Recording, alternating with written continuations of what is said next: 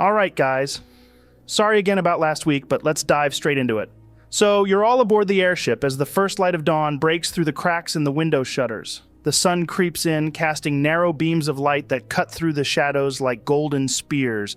You hear the faint hum of the ship's mechanisms beneath you, a low, steady rhythm that hums with the promise of departure. Outside your doors, the sounds of movement begin to stir, muffled voices, the steady thud of boots on wood, and the metallic clank of equipment being adjusted. You figure it's the crew moving about, preparing for takeoff. The air around you feels different, alive with anticipation. You can almost feel the ship bracing itself, like a great beast, ready to take flight at any moment. I'll get dressed quickly and head out to the hallway. Okay, Joe. I'm gonna stretch a bit first. Get the blood flowing, you know? Then I'll make my way out. Yeah, I'm heading out. I glance at the mirror one last time before stepping into the hallway. I tuck my holy symbol under my cloak, throw the hood up, and make my way outside. I smack the door open and walk out. Where's my fucking breakfast? Oh, hey, Raarh. Did you get your bath and rubber duckies? Yeah, I got 'em. And the leg of lamb, too. Wasn't half bad, actually. Could have used a touch more salt, but it'll do. So how'd everyone sleep then? Feel rested? Meh, not used to all this comfort. I mean, it's nice, but it's also kinda unsettling, you know? Feels like I'm waiting for something to go wrong. Yeah, same. I've had better nights. The hum of the airship, I don't know, it was kind of grating, kept me on edge. Really? I loved it, that hum. It's like white noise. Best night's sleep I've had in a while. Felt like I was floating on a cloud. Didn't even stir once. Well, aren't you just a lucky git? I spent the first hour of the night contemplating just heading out and butchering that certain someone. But then I thought, nah, I'm not the smartest one here. And if you lot figured the play was to leave him alone, then the green god shall listen to your wisdoms. Yeah, about that. I don't want any of you guys to ever feel like you have to follow my lead, all right? All this future emperor stuff, as far as I'm concerned, it doesn't mean a damn thing when it comes to us. We're a team. Your opinions, just as valid, just as important as mine. I'm not sitting on some throne telling you what to do. But yeah, last night, it just wasn't the right move. We're not the kind of people who go around slaughtering innocents without reason, without provocation. That's not who we are. And that's not who we should ever become. Yeah, Tronald, I get where you're coming from. It's important we don't let anger or fear push us into making choices we'll regret later. Well, shall we go get some food then? Yeah, I'm down for a bite to eat. You make your way back down the hallway, passing door after door, the numbers ticking by faster than you realize.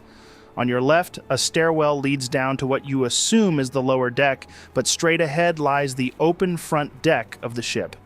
As you step out into the sunlight, you notice the scene before you, a gathering of nobles dressed in all manner of fine silks, chatting away in small clusters.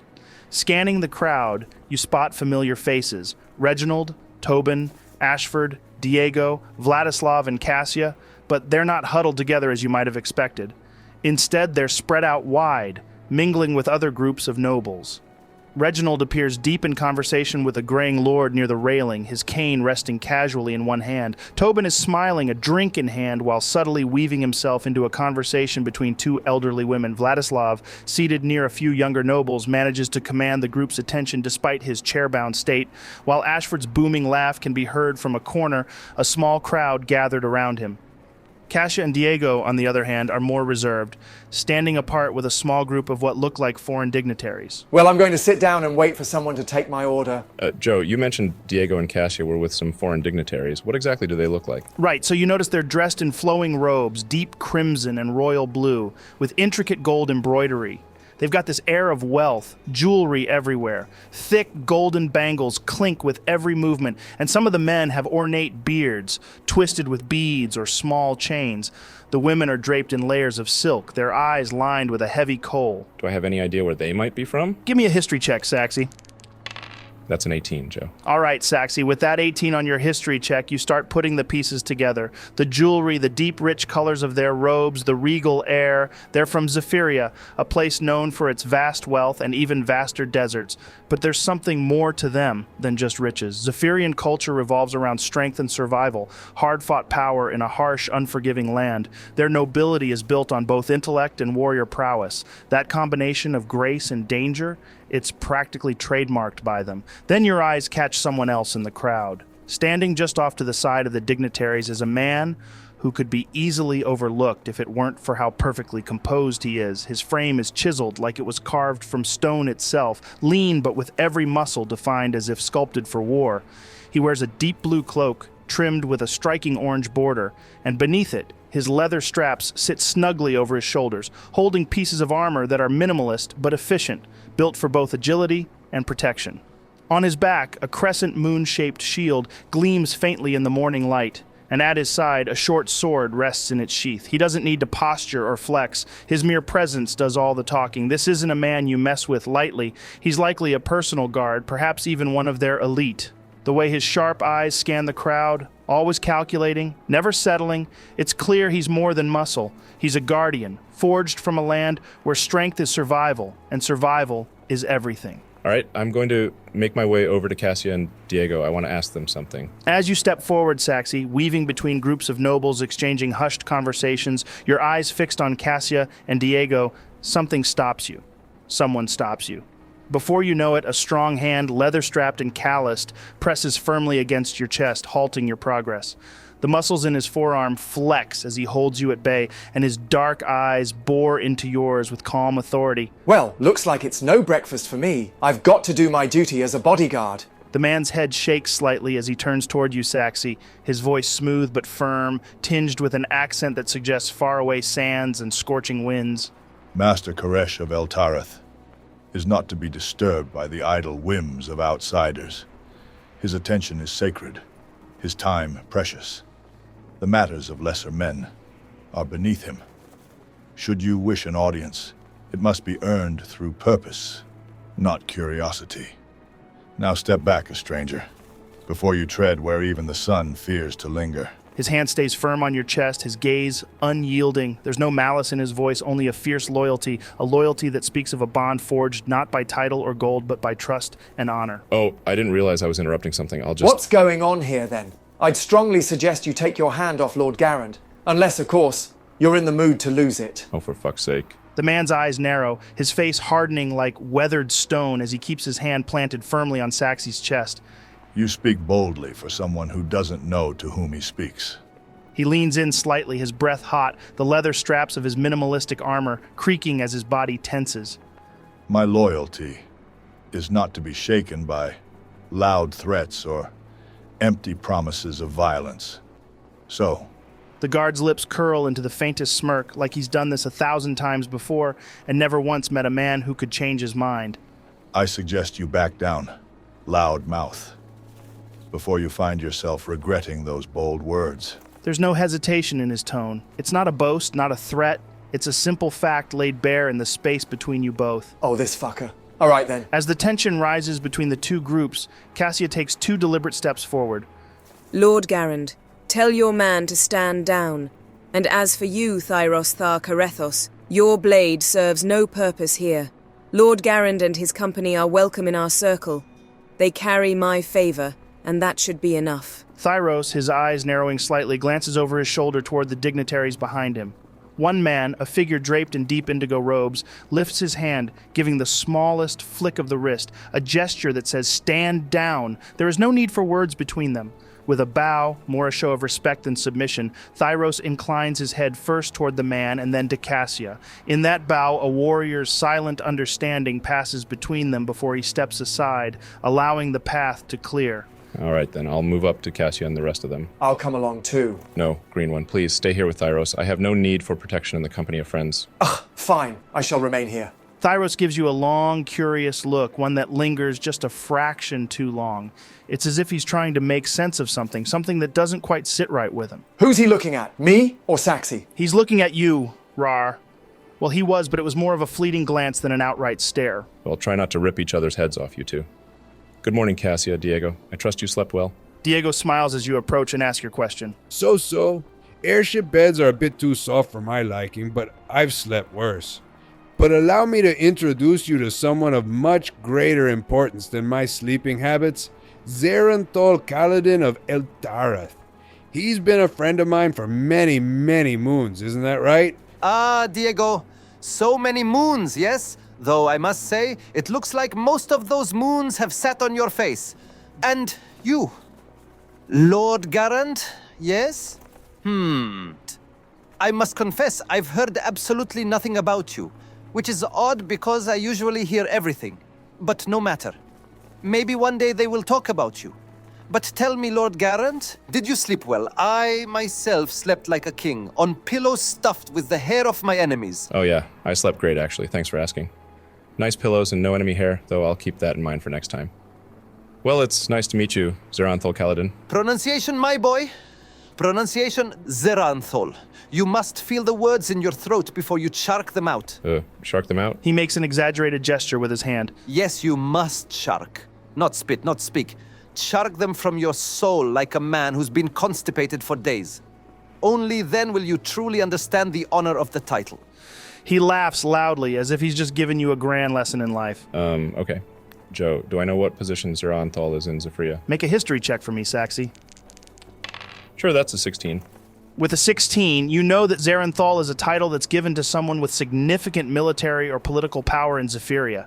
It's not as high as the Zeran Kesh, the High Sovereign of Zephyria, but it's still a position of great influence, especially in regions like El Tarath, where Kaladin oversees both the military and some administrative affairs.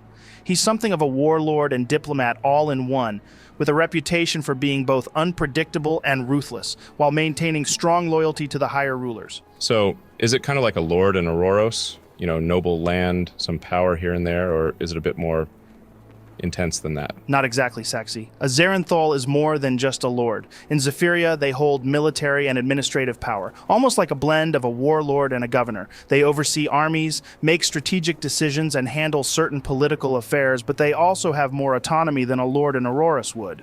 They can enforce their own rules within their territory, sometimes even bending them depending on the situation.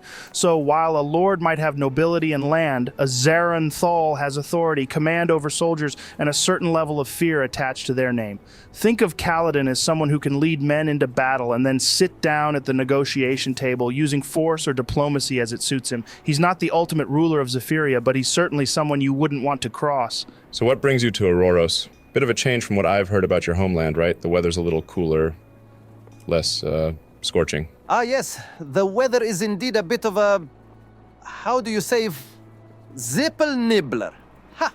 In Eltarath, we'd call this a frigid wasteland. I expected to walk outside and turn into icicle. But instead, I survived. Praise be the Zeran Kesh. I joke. I am here for very important businesses. I thought Diego would have filled you in on that silly boy. Indeed, Lord Garand. This is one of the 4 other friends Reginald mentioned to you last night. You see why we keep him around? Always manages to lighten the mood, even when things get a little tense. Yes, I am like a rare spice. Well, I'm glad to have you on our side, Kaladin. Feels like we're in for some flavorful times, huh? Anyway, Kasia Diego.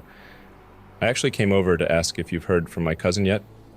Any word on his whereabouts? No, he has not shown himself. She tilts her head slightly, nodding toward the edge of the airship. And now it looks like it's too late. As you follow Cash's gaze, you notice that the airship is beginning to undock. Thick, groaning ropes pull away from the moorings, and the faint hum beneath your feet deepens, vibrating through the metal and wood frame. The airship jolts slightly, a sudden shift that makes you all wobble, catching your balance instinctively. Then slowly, gracefully, it begins to lift. The hum builds into a low, resonating thrum, a heartbeat of mechanical and magical life as the airship ascends into the morning sky. The deck beneath your feet feels stable once more, and you watch as the massive sails unfurl above, catching the wind that seems to guide the vessel upward with ease. Around you, the world grows wider as the city of Waterdeep begins to fall away beneath you. You glance to your sides and see the 2 other airships, one slightly ahead and higher, the other trailing behind. They rise in perfect sync, each a colossal, magnificent structure of wood, metal, and magic, their sails billowing against the sky as they climb higher and higher. The city below shrinks into a maze of stone and streets, becoming smaller and smaller until the sprawling expanse of Waterdeep is nothing more than a scattering of rooftops and walls. The coast stretches out and the glistening sea appears beyond it, the world slowly falling beneath you as the airship soars higher, cutting through clouds like a blade through silk. Up here the air is crisper, the wind biting, but the view is like nothing else. An endless horizon, the world sprawling out beneath your feet as if it's something you can hold in your hand. So Thyros, you ever been on an airship before? My name is Thar Karethos. Right. If we're being all formal, then you can call me the Green God. But for the sake of time, Thyros will do. So, you ever been on an airship before? Once or twice, but not under such company. What do you mean by such company? You know what? Never mind. What I want to know is, what's all this Thar about anyway? What does it mean? Thar means champion of champions. It's a title earned in the Karathis. You people would call that what? Fighting pits? Colosseums? Ah, now you're speaking my language. So you're one of those champions then? A Thar. That means you've bested all of them, huh? Yes. But it's not as simple as winning a single fight. The Karathis are sacred. Slaves are bought and sold into the pits, raised, maintained, groomed, and trained from childhood. Many die. Most die. But those who survive, who rise, could become Rathir, Zirath, or even in my case, Thal. So, you rose to the top. Thal. Sounds like a hell of a journey. Thyros seems to grow quiet, his gaze drifting off as if caught in some distant memory. His expression is a storm of emotions, the pride of his accomplishments battling against the weight of regret. Can I make an insight check into him, Joe? Sure, roll it for me. Nice. That's a natural 20. All right. You see more than just a fighter in Thyros. There's something raw beneath his composed exterior, something broken, even by your standards. His strength is undeniable, his presence that of a warrior forged in the fires of endless combat, but there's an untold story of the horrors he's had to endure, things that would haunt most men. The weight of countless battles is etched into the lines on his face, a history of survival that has come at a steep cost. So, Thyros Thar Karethos, it seems like we'll be stuck on this airship together for some time. I'd like to know your tale. The man seems to think long and hard, his brow furrowing slightly, as if pulling the memories from somewhere far darker than the grand image he projects now. You want my tale, Green One? Well, it's a hell of a journey. One that started not with victory, but with hunger. Oh, I can relate to that more than you know. I was just a boy, barely old enough to understand the world. My mother, God's bless her, was starving. We both were. The streets of Nahamet offer little mercy to the weak. Steal, and you lose a hand. Beg, and you're spit on. So she made a choice. She sold me to the Karathis. It was her only way to buy a few more days for herself. And for me. I started as Vakros. Fodder. The lowest of the low. Thrown into the pits to die for the amusement of the crowd. But I didn't die. Not that day. Not the next. The crowd loves blood, but they love a survivor even more. So I climbed. From Vakros to Valhir. Still nothing more than a pawn. But I learned. I watched. I waited. Then came the Sarak, where skill earns you a name, or at least a whisper of one. I wasn't just a boy anymore. I had muscle, speed, and enough brains to know when to run, when to fight. The pitmasters saw something in me, and I started winning. The Kethar, that was where I truly began to understand the game. People started to place bets. I wasn't just fighting for survival anymore, I was fighting to win. To climb out of the dirt I was born into. By the time I became Rathir, I had already drawn the eyes of those who mattered. Wealthy patrons, influential figures. Suddenly, it wasn't just about survival. It was about rising. Gods, I loved it. Clawing my way out of the dirt, feeling like I could finally taste something more. They began letting me out of the pits, hiring me as a bodyguard for nobles, important men. I could have stopped there, lived a life of comfort, taken the wealth I'd earned, and disappeared into it. But I didn't. I didn't want comfort. I wanted more. Thyros shakes his head, a bitter smile tugging at his lips as he begins to lean against the thick wood and metal that frames the airship. Now, Zerath was the real prize. The fame, the glory. Glory enough to take care of my mother, the woman who sold me into the pits just so I could live another day. I owed her everything. But by the time I became Zerath, By the time my name carried weight in the capital, by the time the crowd chanted for me, and nobles raised their cups to my victories, she was gone. My mother, she died before she could see what her sacrifice had built. That was the moment, the turning point. Either I became the best there ever was, or I joined her in the dirt.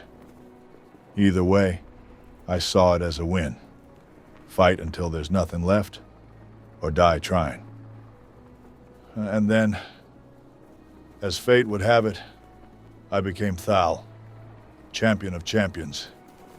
The title they carve into the stones of the arena. The highest honor a slave could ever dream of. The highest honor a nobody could ever hope for. It's a shame my mother never lived to see it. But that's how it goes, isn't it? The Karathis don't care about your past, only about your future. That must have been tough. I get the whole clawing your way up thing, fighting to be something more, but losing your mother before she could see it. And you were sold off by her. I'm surprised you're so understanding about it. Most people would carry a grudge a mile wide for that. But guess in a way she saved you, even if it was a harsh hand that dealt the cards. Do not misunderstand me, Green One. She had no choice, and neither did I.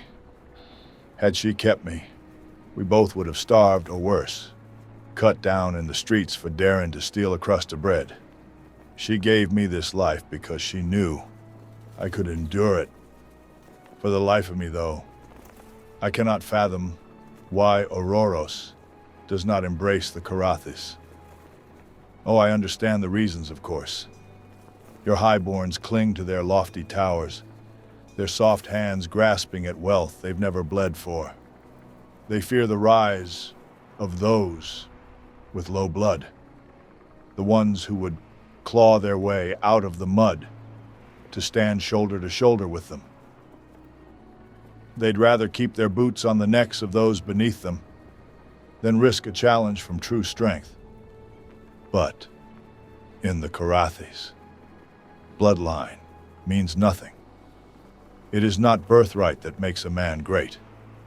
It's the struggle, the fight, and the will to seize victory with his own two hands. I mean, aren't you still serving? You still follow orders, right? I follow him because I believe in his goals, in his purpose. There's a difference. I choose to stand by his side, not because I have to, but because I know the weight of his aim. If I wanted, I could be the one lounging in some grand hall, with servants at my beck and call, indulging in the spoils of my victories. But comfort makes a man soft, and a soft man can't change a damn thing. Power without purpose is just another cage. I fought my way out of one pit. I won't step into another. Well, Thyros Thar Karithos. When I first saw you, I thought you were just another tool that I was going to have to beat down. But now, I see you're the kind of guy I could chill with. Thyros's lips curl into the faintest of smiles. Without a word, he turns to look over the side of the airship, his gaze sweeping across the horizon.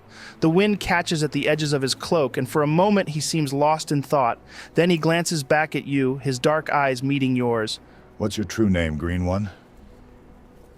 It's Raarh. Well, Raarh, when you've fought as long as we have, you get a sense, a gut instinct. You know when the ground's about to shift under your feet. His gaze shifts back to the horizon, his jaw tightening. There's a storm brewing out there. I can feel it in the air, like the pull before a blade strikes. And it's not just any storm. It's one that'll rip through everything we know. Joe, I want to shuffle my way on over to Vladislav standing near him. Sir Vladislav, Lord Garan has asked me to discuss something with you. As you approach Vladislav, his sharp eyes lock onto yours instantly, almost as if he had sensed you coming before you even spoke. His gaze is piercing, unblinking, a look that's seen countless schemes and survived worse. Standing beside him is a young noble, barely more than a boy, his clothes overly opulent, dripping in the latest fashions as if to overcompensate for something lacking in stature. The noble is in mid-flow, his voice dripping with pretentiousness. He pauses, clearly irritated by your interruption. His words hang like stale perfume. As I was saying, the silk trade has been remarkably beneficial to the lower houses, though one must admit... Leave us. Now. The young man looks taken aback, his mouth opening slightly in protest before thinking better of it. He gives a half-hearted bow, clearly insulted, but far too fearful to say anything more. He gathers his robes and scuttles off, his face flushed with embarrassment. Vladislav watches him go for just a moment before turning his full attention to you, Mite. Well then, what is it that Lord Garand deems important enough to send you over, interrupting my enthralling conversation? I wanted to ask. For me. Not for Lord Garand. I mean, you've done things for the cause. How do you live with it? He briefly scans the area, making sure no one is within earshot. Live with it? That's the wrong question, Mite. You don't live with it. You carry it. It becomes part of you, like an extra limb you never wanted but can't do without. The trick isn't to justify it. It's to understand that power demands a price. You know what happened then? Did Cassia tell you? Yes, I know. And you're wondering if you went too far, aren't you? The truth is, everyone plays their part. Yours just happens to be bloody. But it feels like I'm losing pieces of myself. Maybe that's the point. Pieces of us have to die so the rest can survive. If you want to lead one day, Mite, you have to learn to stop thinking of yourself as a whole. He gestures to his crippled body. I've learned to work with what's left. So will you. Tronald, Celestia, are you wanting to do anything? Honestly, no. There's no need for me to be mingling. It's just as likely to blow our cover than gain anything useful. Same here. I'm happy to just watch things unfold. Stick close to Tronald and avoid unnecessary attention. Got it. As you both blend into the background, you observe the ebb and flow of the airship's activity. Nobles are chatting in their little clusters, some glancing over at you briefly before returning to their conversations. You catch glimpses of Reginald's crew weaving through the crowd, speaking with various individuals. From where you stand, everything seems relatively peaceful. Just a sea of politeness and masked intentions. All right, guys, so we're going to shift into a bit of fast travel now. You've got about 7 days of downtime ahead as the airship makes its journey. If anyone has anything in particular they'd like to do during this time, whether it's training, research, or something else, let me know. Otherwise, I'll take you through the day-to-day, and if anything notable happens, I'll be sure to flag it for you. But for now, it's mostly going to be a calm, smooth ride. So, I was thinking, Jeff, we could have just turned into giant eagles and flown to Solaris, couldn't we? Would have saved all this airship mingling and formal nonsense. Yeah, but let's think about that for a second. You mean a 1,000-mile journey, right?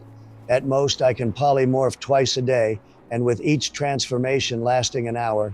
Okay, so that's 2 hours of flight time per day. As a giant eagle, we'd be moving at 80 feet per 6 seconds, so 800 feet every minute. Multiply that by 60 for the hour, that's about 48,000 feet. And there's about 5,280 feet in a mile. So we're talking roughly 9 miles per hour. 2 hours a day, that's 18 miles per day. For a 1,000-mile journey, we'd be traveling for about, 55 days? Oh, yeah, that's a bit longer than I thought. Exactly. And that's assuming everything goes perfectly. We wouldn't know where we're landing, what kind of terrain we'd be facing for rest, or even if there's any place safe to sleep at night. One bad encounter on the ground, and we'd be sitting ducks, not to mention the exhaustion. So no, turning into eagles for this trip would have been a terrible decision. The airship will get us there in 7 days, and at least we know where we're heading, and we have some level of comfort and safety. All right, Joe. For this journey, I want to see if I can tinker with the quiver we looted from Ferry to see if I can change the properties of it so it can store bullets instead of arrows. What about that special gun you found at the Goblin camp? I don't know if it would be a good idea messing with that on board this ship. I'll probably wait till we're with Asmo Prime or something for that. Good thinking. Well, I'm going to just keep chilling with Thyros. He seems like a cool dude, and I definitely get the vibe that he will be part of a lot of things going forward, so I want to be on good terms with him. Obviously, you'll have to do that in between the duties of a bodyguard for me and Saxy. Yeah, don't worry, I'll be keeping up appearances. I'm just going to spend my free time meditating, Joe. I want to try see if I can clear up some of this brain fog, whether that's to do with my old life of the school of vitamancy. For me, I guess I'll just try getting to know the nobles like Reginald and company a bit more. Feel like I've stayed in the background a tad so far and should probably become more familiar with them. And as for myself, Joe, I'll be practicing my technique with the blade in my own room away from prying eyes. I want to practice new styles, combining my symbiote's form with my own. Sounds like a solid plan for each of you, but we'll pick that up next episode. I want to make sure that if anything major happens, we can dive straight into it without delay. So rest up, because next time, things might get interesting. See you later, guys.